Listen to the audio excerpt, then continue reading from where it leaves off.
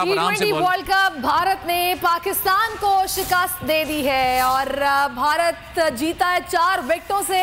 जबरदस्त परफॉर्म किया। विराट कोहली ने थ्रू आउट क्रीज पर मौजूद रहे, भरपूर तरीके से परफॉर्म किया और देखा आपने इंडिया मैच जीत गया। और बड़ी सिचुएशन ऐसी रही कि हम लोगों ने जीता हुआ मैच हम लोग हार गए, हमारे हाथ से मैच निकल गया। एक बार फिर नंबर 1 बोल न्यूज ने एक बार फिर सारे रिकॉर्ड तोड़ दिए।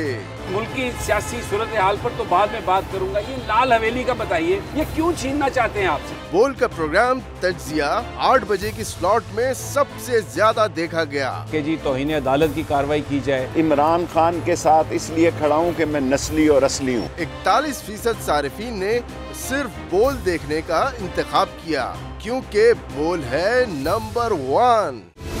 सबसे बड़ी कवरेज, सबसे बड़े पैनलिस्ट, हमने तो बड़ी PMLN के वार सहे, वो भी बिला वजह। सबसे ज्यादा रिपोर्टर्स। इलेक्शन कमीशन की जानिब से कोई इंतजाम इतने अच्छे तरीके से नहीं किए गए।